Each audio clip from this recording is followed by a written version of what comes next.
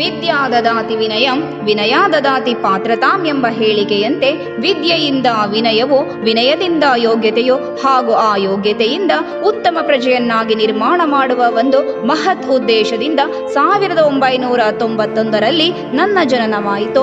ನಾನು ನಿಮ್ಮ ಪ್ರೀತಿಯ ಎಲ್ಎನ್. ಮಗುವಿನ ಸರ್ವತೋಮುಖ ಬೆಳವಣಿಗೆಗೆ ಕೇವಲ ಶಿಕ್ಷಣದಿಂದಲೇ ಮಾತ್ರ ಸಾಧ್ಯ ಎಂದು ಅರಿತ ನಾನು 32 ವರ್ಷಗಳಿಂದ ಶೈಕ್ಷಣಿಕ ಸಂಸ್ಥೆಯಾಗಿ ಕಾರ್ಯನಿರ್ವಹಿಸುತ್ತಿದ್ದು 33ನೇ ವಸಂತಕ್ಕೆ ಕಾಲಿಟ್ಟಿದ್ದೇನೆ. 100 ಕನಸಿನ ಪುಸ್ತಕದ ಹೆಗಲೇರಿ, ಆತ್ಮವಿಶ್ವಾಸದ ಸಮವಸ್ತ್ರ ಧರಿಸಿ, ನವಗೆಳೆತನದ ಜಡೆಯ ಹಿಡಿಸಿ, ಹೊಸದೊಂದು ಚೇತನದೊಂದಿಗೆ, ಪುಟ್ಟ ನಗುವಿನೊಂದಿಗೆ ಜ್ಞಾನವರಸಿ ಬಂದರು ನನ್ನ ಪುಟ್ಟ ಮಕ್ಕಳು ನನ್ನ ಬಳಿಗೆ ಮೇ 15ರಂದು. ಅಂದಿನಿಂದ ಶುರುವಾಯಿತು 2023-24ನೇ ಸಾಲಿನ ಶಾಲಾ ಚಟುವಟಿಕೆಗಳು. ಹಸಿರೇ ಉಸಿರು, ಹಸಿರಿಲ್ಲದೆ ಉಸಿರಿಲ್ಲ ಎಂದು ಅರಿತ ನನ್ನ ಮಕ್ಕಳು ಗಿಡ ನೆಡುವುದರ ಮೂಲಕ ಜೂನ್ 5ರಂದು ಪರಿಸರ ದಿನಾಚರಣೆಯನ್ನು ನನ್ನ ಶಾಲಾ ಆವರಣದಲ್ಲಿ ಸಂಭ್ರಮದಿಂದ ಆಚರಿಸಿದರು ಮತ್ತು ಆ ತಿಂಗಳನ್ನು ಪರಿಸರ ತಿಂಗಳು ಎಂದು ಘೋಷಿಸಿ ಮಕ್ಕಳಿಗೆ ಪರಿಸರದ ಬಗ್ಗೆ ಒಲವು ಮೂಡಿಸುವ ಕಾರ್ಯಕ್ರಮ ಹಾಗೂ ಚಟುವಟಿಕೆಗಳನ್ನು ಕೈಗೊಳ್ಳಲಾಯಿತು. ಮಕ್ಕಳಿಗೆ ಶಿಕ್ಷೆ ಕೊಡಬೇಡಿ, ಶಿಕ್ಷಣವನ್ನ ಕೊಡಿ, ಇಟ್ಟಿಗೆಗಳನ್ನಲ್ಲ ಬದಲಿಗೆ ಪೆನ್ನು ಪುಸ್ತಕವನ್ನು ಎಂದು ಅರಿವು ಮೂಡಿಸುವ ಸಲುವಾಗಿ ನನ್ನ ಶಾಲೆಯ ಮಕ್ಕಳು ಜೂನ್ 12ರಂದು ಬಾಲಕಾರ್ಮಿಕ ಪದ್ಧತಿಯ ವಿರೋಧವಾಗಿ ಒಂದು ಪುಟ್ಟ ನಾಟಕವನ್ನು ಪ್ರಸ್ತುತಪಡಿಸಿದರು. ಪ್ರತಿಯೊಂದು ಮಗುವಿಗೂ ತನ್ನ ತಂದೆಯೇ ಸ್ಫೂರ್ತಿ. ಅಂತಹ ಸ್ಫೂರ್ತಿಗೆ ಶುಭ ಕೋರಿದ ದಿನ ಜೂನ್ 16 ಫಾದರ್ಸ್ ಡೇ. ಅಂದು ತನ್ನ ತಂದೆಯ ಭಾವಚಿತ್ರವನ್ನು ಧರಿಸಿ ಸಂಭ್ರಮಿಸಿದರು. ಸದೃಢ ದೇಹದಿಂದ ಸದೃಢ ಮನಸ್ಸು, ಆ ಮನಸ್ಸನ್ನು ಗಟ್ಟಿಗೊಳಿಸುವುದು ಯೋಗ. ಜೂನ್ 21ರಂದು ನನ್ನ ಶಾಲೆಯಲ್ಲಿ ಯೋಗ ದಿನಾಚರಣೆಯನ್ನು ಆಚರಿಸಲಾಯಿತು. ಮಕ್ಕಳು ಯೋಗ ಮಾಡುವುದರ ಮೂಲಕ ಅದರ ಮಹತ್ವವನ್ನು ಅರಿತರು. ಕಲಿಕೆ ಎಂಬುದು ನಿರಂತರ. ಶಿಕ್ಷಕನಾದವನು ಕೂಡ ಒಂದು ರೀತಿಯಲ್ಲಿ ವಿದ್ಯಾರ್ಥಿಯೇ. ಆ ನಿಟ್ಟಿನಲ್ಲಿ ಪ್ರತಿ ತಿಂಗಳು ನಮ್ಮ ಶಾಲೆಯಲ್ಲಿ ಶಿಕ್ಷಕರ ಕಾರ್ಯಾಗಾರವನ್ನ ಹಮ್ಮಿಕೊಳ್ಳಲಾಗಿದ್ದು, ಇದರಲ್ಲಿ ಸಂಪನ್ಮೂಲ ವ್ಯಕ್ತಿಗಳಾಗಿ ಶ್ರೀಮತಿ ದಿವ್ಯಾ ಲಖೇರರವರು, ಶ್ರೀಯುತ ಮಂಜುನಾಥ್ ಎಮ್ಮೆಂದ್ರವರು, ಶ್ರೀಯುತ ಹೇಮಂತ್ ಕುಮಾರ್ ರವರು, ಇಸಿಒ ಶ್ರೀಯುತ ಸಿದ್ದೇಶ್ ಅವರು, ಹೆಡ್ ಕಾನ್ಸ್ಟೇಬಲ್ ಶ್ರೀಯುತ ಕರಿಯಪ್ಪನವರು ತಮ್ಮ ವಿಚಾರಧಾರೆಯಿಂದ ನಮ್ಮ ಶಿಕ್ಷಕರನ್ನ ಸಂಪನ್ಮೂಲಗೊಳಿಸಿದ್ದಾರೆ. ಜುಲೈ 14 ಇಡೀ ನಮ್ಮ ಭಾರತ ದೇಶವೇ ಸಂಭ್ರಮಿಸಿದ ದಿನ. ಅಂದು ನಮ್ಮ ಹೆಮ್ಮೆಯ ಚಂದ್ರಯಾನ 3 ಉಡಾವಣೆಗೊಂಡ ದಿನ. ನನ್ನ ಶಾಲೆಯ ಮಕ್ಕಳು ಅದರ ವೀಕ್ಷಣೆಯಲ್ಲಿ ಉತ್ಸುಕದಿಂದ ಭಾಗವಹಿಸಿದ್ದರು. ಹಾಗೆ ಆಗಸ್ಟ್ 24ರಂದು ವಿಕ್ರಮ್ ಲ್ಯಾಂಡರ್ ಚಂದ್ರನನ್ನು ತಲುಪಿದ ದಿನದ ಸಂಭ್ರಮದಲ್ಲಿಯೂ ನನ್ನ ಮಕ್ಕಳು ಭಾಗಿಯಾಗಿದ್ದರು. ಜುಲೈ ತಿಂಗಳಲ್ಲಿ ನಡೆದ ಜಿಲ್ಲಾ ಮಟ್ಟದ ಈಜು ಸ್ಪರ್ಧೆಯಲ್ಲಿ ರೂಪಶ್ರೀ ಹಾಗೂ ಚೆಸ್ ವಿಭಾಗದಲ್ಲಿ ಭಾಗವಹಿಸಿದ ಸುಮುಖ್ ರಾಜ್ಯ ಮಟ್ಟಕ್ಕೆ ಆಯ್ಕೆಯಾದದ್ದು ಹೆಮ್ಮೆಯ ವಿಷಯ. ಜುಲೈ 25ರಂದು ಕಸಬಾ ಹೋಬಳಿ ಮಟ್ಟದಲ್ಲಿ ನಡೆದ ಕ್ರೀಡಾಕೂಟದಲ್ಲಿ ಹಿರಿಯ ಪ್ರಾಥಮಿಕ ವಿಭಾಗದಲ್ಲಿ ಭಾಗವಹಿಸಿದ ನನ್ನ ಮಕ್ಕಳು ಹಲವಾರು ಸ್ಪರ್ಧೆಗಳಲ್ಲಿ ಜಯಗಳಿಸಿ ತಾಲೂಕು ಮಟ್ಟಕ್ಕೆ ಆಯ್ಕೆಯಾಗಿ ಶಾಲೆಗೆ ಹೆಸರನ್ನು ತಂದಿದ್ದಾರೆ. ಪರಿಸರದಲ್ಲೇ ನಮ್ಮ ಜೀವನ, ಅದನ್ನು ಉಳಿಸಿ ಮುಂದಿನ ಪೀಳಿಗೆಗೆ ಕೊಡುಗೆಯಾಗಿ ಕೊಡುವುದು ನಮ್ಮೆಲ್ಲರ ಕರ್ತವ್ಯ ಎಂದು ಪ್ರತಿಜ್ಞೆ ಮಾಡಿ ಜುಲೈ 28ರಂದು ಪರಿಸರ ಸಂರಕ್ಷಣಾ ದಿನವನ್ನು ನನ್ನ ಶಾಲಾ ಆವರಣದಲ್ಲಿ ಆಚರಿಸಲಾಯಿತು. ಆಗಸ್ಟ್ 1ರಂದು ವರ್ಲ್ಡ್ ವೈಡ್ ವೆಬ್ ಡೇಯನ್ನು ಆಚರಿಸಲಾಯಿತು ಹಾಗೂ ಮಕ್ಕಳಿಗೆ ತಂತ್ರಜ್ಞಾನದ ಬಗ್ಗೆ ಅರಿವನ್ನು ಮೂಡಿಸಲಾಯಿತು. ಆಗಸ್ಟ್ 1 ಮತ್ತು 2ರಂದು ನಡೆದ ಪ್ರೌಢಶಾಲಾ ವಿಭಾಗದ ಕ್ರೀಡಾಕೂಟದಲ್ಲಿ ಭಾಗವಹಿಸಿದ ಮಕ್ಕಳು ಜಿಲ್ಲಾ ಮಟ್ಟಕ್ಕೆ ಆಯ್ಕೆಯಾಗುವುದರ ಮೂಲಕ ನನಗೆ ಹೆಮ್ಮೆಯನ್ನು ತಂದಿದ್ದಾರೆ. ಆಗಸ್ಟ್ ತಿಂಗಳನ್ನು ಸ್ವಾತಂತ್ರ್ಯ ಹೋರಾಟಗಾರರಿಗೆ ಮುಡುಪಾಗಿಟ್ಟು ಪ್ರತಿದಿನವೂ ನನ್ನ ಮಕ್ಕಳು ಸ್ಥಳೀಯ ಸ್ವತಂತ್ರ ಹೋರಾಟಗಾರರ ಬಗ್ಗೆ ಕಿರುಪರಿಚಯವನ್ನ ಮಾಡಿಕೊಡುವಲ್ಲಿ ಯಶಸ್ವಿಯಾದರು. ಇಂದಿನ ಮಕ್ಕಳೇ ಮುಂದಿನ ಪ್ರಜೆಗಳು ಎಂಬ ನುಡಿಯಂತೆ ಮಕ್ಕಳಿಗೆ ಚುನಾವಣಾ ಹಂತದ ಬಗ್ಗೆ ಅರಿವು ಮೂಡಿಸುವ ಸಲುವಾಗಿ ಆಗಸ್ಟ್ 5ರಂದು ಶಾಲೆಯಲ್ಲಿ ಅಣುಕು ಚುನಾವಣೆಯನ್ನ ಮುಖ್ಯ ಶಿಕ್ಷಕರು ಹಾಗೂ ಸಮಾಜ ವಿಜ್ಞಾನ ಶಿಕ್ಷಕರ ನೇತೃತ್ವದಲ್ಲಿ ಕೈಗೊಳ್ಳಲಾಯಿತು ಹಾಗೂ ಅದರಲ್ಲಿ ವಿಜೇತರಾದಂತಹ ವಿದ್ಯಾರ್ಥಿಗಳಿಗೆ ವಿವಿಧ ಖಾತೆಗಳನ್ನು ನೀಡಿ ಜವಾಬ್ದಾರಿಯನ್ನು ವಹಿಸಲಾಯಿತು. ಆಗಸ್ಟ್ 5ರಂದು ಮೊದಲನೇ ಹಂತದ ಶಿಕ್ಷಕರ ಹಾಗೂ ಪೋಷಕರ ಸಭೆಯನ್ನು ಹಮ್ಮಿಕೊಂಡಿದ್ದು, ಪೋಷಕರು ತಮ್ಮ ಮಕ್ಕಳ ಶೈಕ್ಷಣಿಕ ಬೆಳವಣಿಗೆಗಳ ಬಗ್ಗೆ ಮಾಹಿತಿಯನ್ನು ಪಡೆದರು. ಆಗಸ್ಟ್ 5ರಂದು ನಡೆದ ತಾಲೂಕು ಮಟ್ಟದ ಪ್ರೌಢಶಾಲಾ ವಿಭಾಗದ ಬಾಲ್ ಬ್ಯಾಡ್ಮಿಂಟನ್ ಸ್ಪರ್ಧೆಯಲ್ಲಿ ಬಾಲಕರ ವಿಭಾಗದಲ್ಲಿ ಭಾಗವಹಿಸಿದ ನನ್ನ ಮಕ್ಕಳು ಪ್ರಥಮ ಸ್ಥಾನವನ್ನು ಪಡೆದು ಜಿಲ್ಲಾ ಮಟ್ಟಕ್ಕೆ ಆಯ್ಕೆಯಾಗಿದ್ದು ನನಗೆ ಹೆಸರನ್ನು ತಂದಿದ್ದಾರೆ. ಆಗಸ್ಟ್ 7ರಂದು ಮಕ್ಕಳ ಹಕ್ಕುಗಳ ಸಂಘವನ್ನು ರಚಿಸಲಾಯಿತು ಹಾಗೂ ಮಕ್ಕಳ ಹಕ್ಕುಗಳ ಬಗ್ಗೆ ಅರಿವು ಮೂಡಿಸಲಾಯಿತು. ಆಗಸ್ಟ್ 7ರಂದು ನಡೆದ ತಾಲೂಕು ಮಟ್ಟದ ಕ್ರೀಡಾಕೂಟದಲ್ಲಿ ಭಾಗವಹಿಸಿದ ಮಕ್ಕಳು ಹಲವಾರು ಸ್ಪರ್ಧೆಗಳಲ್ಲಿ ವಿಜೇತಗೊಂಡಿದ್ದು, ಉಲ್ಲೇಖ ಹಾಗೂ ಅನ್ವಿತಾ ತಂಡ ಜಿಲ್ಲಾ ಮಟ್ಟಕ್ಕೆ ಆಯ್ಕೆಯಾದದ್ದು ಖುಷಿಯ ವಿಷಯ. ಆಗಸ್ಟ್ 7ರಂದು ನಡೆದ ಜಿಲ್ಲಾ ಮಟ್ಟದ ಅಥ್ಲೆಟಿಕ್ಸ್ ಸ್ಪರ್ಧೆಯಲ್ಲಿ ನಮ್ಮ ಶಾಲೆಯ ಮಕ್ಕಳು ರಾಜ್ಯ ಮಟ್ಟಕ್ಕೆ ಆಯ್ಕೆಯಾಗಿರುವುದು ಹೆಮ್ಮೆಯ ವಿಷಯ.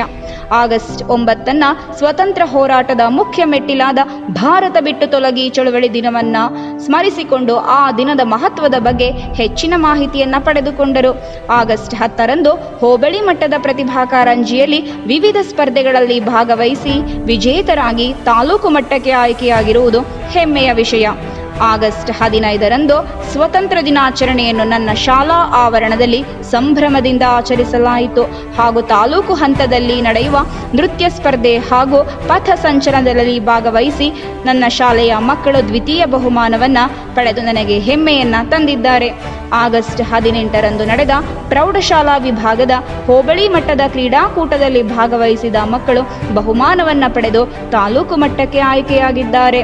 ಸೆಪ್ಟೆಂಬರ್ ತಿಂಗಳನ್ನು ನಮ್ಮ ಕನ್ನಡ ಕವಿ ಮತ್ತು ಸಾಹಿತಿಗಳಿಗೆ ಮುಡುಪಾಗಿಟ್ಟು ನಮ್ಮ ಮಕ್ಕಳು ಪ್ರತಿದಿನವೂ ನಮ್ಮ ಕನ್ನಡ ಸಾಹಿತಿಗಳ ಬಗ್ಗೆ ಪರಿಚಯ ಮಾಡಿಕೊಡುವಲ್ಲಿ ಯಶಸ್ವಿಯಾದರು.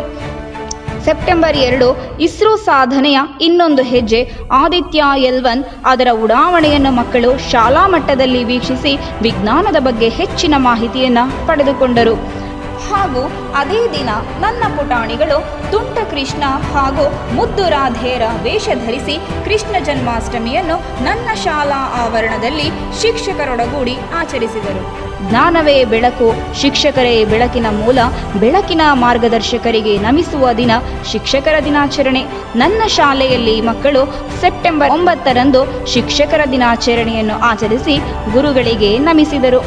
ಸೆಪ್ಟೆಂಬರ್ 15ರಂದು ವಿಶ್ವೇಶ್ವರಯ್ಯನವರ ಜನ್ಮದಿನವನ್ನು ಇಂಜಿನಿಯರ್ಸ್ ಡೇ ಹಾಗೂ ಅಂತಾರಾಷ್ಟ್ರೀಯ ಪ್ರಜಾಪ್ರಭುತ್ವ ದಿನವನ್ನು ಆಚರಿಸಲಾಯಿತು. ಅಂದು ನಮ್ಮ ಸಂವಿಧಾನದ ಪೀಠಿಕೆಯನ್ನು ಪ್ರತಿಜ್ಞಾವಿಧಿಯನ್ನು ಮಾಡಿಸಲಾಯಿತು. ಸೆಪ್ಟೆಂಬರ್ 15ರಂದು ನಡೆದ ಜಿಲ್ಲಾ ಮಟ್ಟದ ಬ್ಯಾಡ್ಮಿಂಟನ್ ಬಾಲಕರ ವಿಭಾಗದಲ್ಲಿ ಪ್ರಥಮ ಸ್ಥಾನ ಗಳಿಸಿ ನನ್ನ ಮಕ್ಕಳು ವಿಭಾಗ ಮಟ್ಟಕ್ಕೆ ಆಯ್ಕೆಯಾಗಿದ್ದಾರೆ. ಅಕ್ಟೋಬರ್ 2 ನಮ್ಮ ದೇಶದ ಮಹಾನ್ ಚೇತನಗಳಾದ ಮಹಾತ್ಮ ಗಾಂಧೀಜಿ ಹಾಗೂ ಲಾಲ್ ಬಹದ್ದೂರ್ ಶಾಸ್ತ್ರಿರವರನ್ನು ನೆನೆಸಿಕೊಂಡ ದಿನ. ಅಂದು ಭಜನೆಯನ್ನ ಮಾಡಿ ಗಾಂಧೀಜಿಯವರಿಗೆ ನಮಿಸಿದೆವು. ಅಕ್ಟೋಬರ್ 16 ಮತ್ತು 17ರಂದು ಚಾಮರಾಜನಗರದಲ್ಲಿ ನಡೆದ ಮೈಸೂರು ವಿಭಾಗದ ಬ್ಯಾಡ್ಮಿಂಟನ್ 14 ವರ್ಷದ ವಯೋಮಿತಿಯಲ್ಲಿ ಭಾಗವಹಿಸಿದ ನನ್ನ ಮಕ್ಕಳು ಪ್ರಥಮ ಸ್ಥಾನವನ್ನು ಪಡೆದು ರಾಜ್ಯ ಮಟ್ಟಕ್ಕೆ ಆಯ್ಕೆಯಾಗಿದ್ದಾರೆ ಹಾಗೂ 17 ವರ್ಷ ವಯೋಮಿತಿಯ ಮಕ್ಕಳು ದ್ವಿತೀಯ ಸ್ಥಾನವನ್ನು ಪಡೆದು ರಾಜ್ಯ ಮಟ್ಟಕ್ಕೆ ಆಯ್ಕೆಯಾಗಿದ್ದು ನನ್ನ ಹೆಸರನ್ನು ಉತ್ತುಂಗಕ್ಕೆ ಕೊಂಡೊಯ್ದಿದ್ದಾರೆ. ನವೆಂಬರ್ 1 ಅದು ಕನ್ನಡಿಗರ ದಿನ. ಅಂದು ನನ್ನ ಶಾಲೆಯಲ್ಲಿ ಕನ್ನಡ ರಾಜ್ಯೋತ್ಸವವನ್ನು ಆಚರಿಸಲಾಯಿತು. ನವೆಂಬರ್ 4ರಂದು 2ನೇ ಹಂತದ ಶಿಕ್ಷಕ ಮತ್ತು ಪೋಷಕರ ಸಭೆಯನ್ನು ಕರೆಯಲಾಗಿದ್ದು ಅದರಲ್ಲಿ ಪೋಷಕರು ತಮ್ಮ ಮಕ್ಕಳ ಶೈಕ್ಷಣಿಕ ಬೆಳವಣಿಗೆಯ ಬಗ್ಗೆ ಮಾಹಿತಿಯನ್ನು ಪಡೆದುಕೊಂಡರು. ನವೆಂಬರ್ 4ರಂದು ಪ್ರಾಥಮಿಕ ಶಾಲಾ ಮಕ್ಕಳು ತಮ್ಮ ಸಮಯವನ್ನು ಮೋಜು ಮಸ್ತಿಯಿಂದ ಕಳೆದ ದಿನ. ಅದು ನೆಲಮಂಗಲದ ಬಳಿ ಇರುವ ಡ್ರೀಮ್ ಲ್ಯಾಂಡ್ ರೆಸಾರ್ಟ್ಗೆ ಮಕ್ಕಳನ್ನು ಶೈಕ್ಷಣಿಕ ಪ್ರವಾಸಕ್ಕೆಂದು ಕರೆದುಕೊಂಡು ಹೋಗಲಾಯಿತು. ನವೆಂಬರ್ 6ರಂದು ತಾಲೂಕು ಮಟ್ಟದ ವಿಜ್ಞಾನ ಕಾರ್ಯಾಗಾರವನ್ನು ನನ್ನ ಆವರಣದಲ್ಲಿ ಆಯೋಜಿಸಲಾಗಿತ್ತು. ತಾಲೂಕಿನ ಎಲ್ಲ ಶಾಲೆಯ ವಿಜ್ಞಾನ ಶಿಕ್ಷಕರು ಇಲ್ಲಿ ಭಾಗವಹಿಸಿ ವಿಷಯ ವಿನಿಮಯವನ್ನು ಮಾಡಿಕೊಂಡರು. ನವೆಂಬರ್ 10ರಂದು ತಾಲೂಕು ಮಟ್ಟದ ಪ್ರತಿಭಾ ಕಾರಂಜಿಯಲ್ಲಿ ಇಂಗ್ಲಿಷ್ ಕಂಠಪಾಠ ಸ್ಪರ್ಧೆಯಲ್ಲಿ ಭಾಗವಹಿಸಿ ಆರಾಧ್ಯ ಎಂಬ ನನ್ನ ಮಗುವು ಜಿಲ್ಲಾ ಮಟ್ಟಕ್ಕೆ ಆಯ್ಕೆಯಾಗಿದೆ. ಶಿಕ್ಷಣವೆಂದರೆ ಕೇವಲ 4 ಗೋಡೆಗಳಲ್ಲಿ ಕಲಿಯುವುದಲ್ಲ, ಪರಿಸರದೊಟ್ಟಿಗೆ ಕಲಿಯುವುದು. ಆ ನಿಟ್ಟಿನಲ್ಲಿ ನವೆಂಬರ್ 10ನೇ ತಾರೀಖಿನಂದು ಪ್ರೌಢಶಾಲಾ ಮಕ್ಕಳನ್ನು 3 ದಿನಗಳ ಕಾಲ ಶೈಕ್ಷಣಿಕ ಪ್ರವಾಸಕ್ಕೆ ಕೊಂಡೊಯ್ದು ಅವರು ಮನರಂಜನೆಯ ಜೊತೆಗೆ ಅವರ ಜ್ಞಾನವನ್ನು ಕೂಡ ಹೆಚ್ಚಿಸಿಕೊಂಡರು. ಪುಟ್ಟ ಕಣ್ಣುಗಳಲ್ಲಿ ಆಕಾಶದಗಲದ ಕನಸನ್ನು ಕಾಣುತ್ತಾ ತಂಟೆ ತರಲೆಗಳನ್ನು ಮಾಡುವುದರ ಜೊತೆಗೆ ಆಟ ಪಾಠಗಳಲ್ಲಿ ಭಾಗವಹಿಸುತ್ತಾ ತಮ್ಮ ಪ್ರಶ್ನೆಗಳಿಂದ ನಮ್ಮನ್ನು ಸುಸ್ತು ಮಾಡುವ ಮಕ್ಕಳಿಗೆಂದು ಇರುವ ದಿನವೇ ಮಕ್ಕಳ ದಿನಾಚರಣೆ. ನವೆಂಬರ್ 18ರಂದು ನನ್ನ ಶಾಲೆಯಲ್ಲಿ ಮಕ್ಕಳ ದಿನಾಚರಣೆಯನ್ನು ಆಚರಿಸಲಾಯಿತು.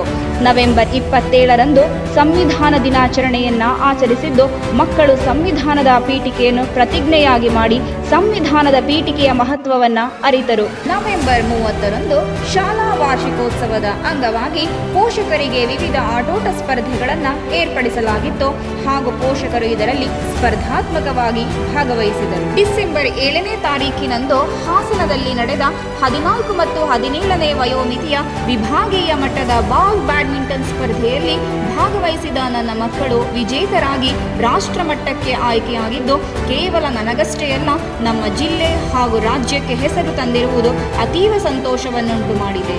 ಡಿಸೆಂಬರ್ 10 ಮಾನವ ಹಕ್ಕುಗಳ ದಿನವಾಗಿದ್ದು ಅಂದು ನಮ್ಮ ಮಕ್ಕಳು ಮಾನವ ಹಕ್ಕುಗಳ ಬಗ್ಗೆ ಹಾಗೂ ಸಂವಿಧಾನದ ಮೂಲಭೂತ ಹಕ್ಕುಗಳ ಬಗ್ಗೆ ಅರಿವು ಮೂಡಿಸಿಕೊಂಡರು. ಸಂಪನ್ಮೂಲಗಳು ನಮ್ಮ ದೇಶದ ಆಸ್ತಿ, ಅದನ್ನು ಉಳಿಸುವುದು ನಮ್ಮೆಲ್ಲರ ಕರ್ತವ್ಯ ಎಂದು ತಿಳುವಳಿಕೆ ಮೂಡಿಸಿಕೊಂಡ ದಿನವೇ ಡಿಸೆಂಬರ್ 14 ಸಂಪನ್ಮೂಲ ಸಂರಕ್ಷಣಾ ದಿನ.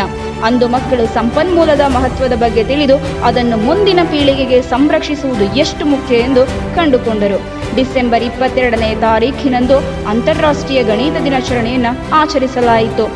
ಇಂದು ಅಂದರೆ ಡಿಸೆಂಬರ್ 23 ನನ್ನ ದಿನ. ಇಂದು ನನ್ನ ಮಕ್ಕಳ ಪ್ರತಿಭೆಗಳನ್ನು ತೋರಿಸುವ ದಿನ. ಅದೇ LN ಕಲಾ ಪರ್ವ ಹಾಗೂ ನಮ್ಮ ದೇಶದ ಬೆನ್ನೆಲುಬಾದ ರೈತರನ್ನ ನಮಿಸುವ ದಿನ, ಅದುವೇ ಕಿಸಾನ್ ದಿವಸ್. ಸೂರ್ಯೋದಯ ಸೂರ್ಯಾಸ್ತ ಪ್ರಕೃತಿಯ ನಿಯಮ. ಹಾಗೆ ಹುಟ್ಟು ಸಾವು ಜೀವನ ಚಕ್ರದ ಮುಖ್ಯ ಘಟ್ಟಗಳು.